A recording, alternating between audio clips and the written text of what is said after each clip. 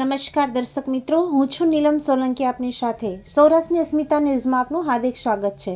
શિવજીની શોભાયાત્રા જામખંભાળિયામાં મહાશિવરાત્રિના પાવન પર્વ દિવસે વર્ષો જૂની પરંપરા મુજબ શ્રી ખામનાથ મહાદેવજીની વર્ણાંગી શોભાયાત્રા યોજાઈ.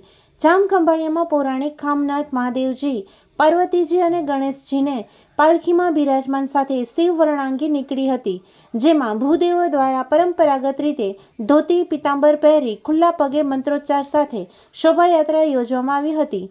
ખૂબ જ પ્રાચીન અને સદીઓ પુરાણિક ખામનાથ મહાદેવની શિવ વર્ણાંગી નીકળે છે, જે ખૂબ ભવ્ય અને અલૌકિક શણગાર સજી રંગમહોલ સ્કૂલથી શુભારંભ કરવામાં આવે છે, જેમાં શંકર પાર્વતી અને ગણેશજીને ચાંદીની પાલખીમાં બિરાજમાન કરી ભવ્ય બ્રાહ્મણો દ્વારા મંત્રોચ્ચાર સાથે પ્રસ્થાન કરાવી અને શહેરના જુદા જુદા માર્ગો પર શોભાયાત્રા સ્વરૂપે પાલખી નીકળી હતી, જેમાં ઠેર ઠેર શિવ ભક્તો દ્વારા શોભાયાત્રાનું સ્વાગત કરવામાં આવ્યું હતું, તેમજ મોટી સંખ્યામાં શિવ ભક્તોની ઉપસ્થિતિ સાથે શોભાયાત્રાથી શ્રી ખામનાથ મહાદેવ મંદિરે પૂર્ણ થઈ હતી.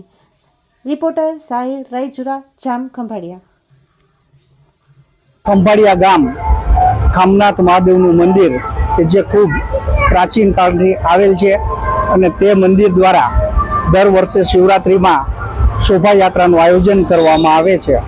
આ જે શોભાયાત્રાનું આયોજન કરવામાં આવે છે તેમાં પાલખીમાં મહાદેવજી, પાર્વતીજી અને ગણેશજીનું 150 કિલોની ચાંદીમાં સ્વરૂપ આપી અને પાલખીમાં બિરાજમાન કરી ખંભાળિયા ગામના મુખ્ય રસ્તાઓ ઉપર ભૂદેવો દ્વારા જ પાલખી માત્ર ઉપાડવામાં આવે છે અને ભૂદેવોએ પણ ઉઘાડા પગે અને માત્ર ધોતી ધારણ કરેલી હોવી જોઈએ અને તે જ પાલખીને ઉપાડી શકે અને સાથે ચાલી શકે.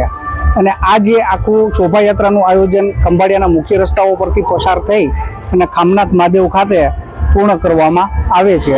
દર શિવરાત્રિના આ શિવ, પાર્વતી અને ગણપતિની ચાંદીની મૂર્તિ પાલખીમાં બેસાડીને વણાંગી ખંભાળિયામાં રૂટ ઉપર ચોક્કસ રૂટ ઉપરથી પસાર કરવામાં આવે છે, જે પાલખીમાં ફક્ત બ્રાહ્મણો જો ઉઘાડા પગે ધોતી પહેરીને જ ઉપાડવામાં આવે છે, જે પ્રમાણે અંદાજે 100 વર્ષોથી ચાલી આવે છે.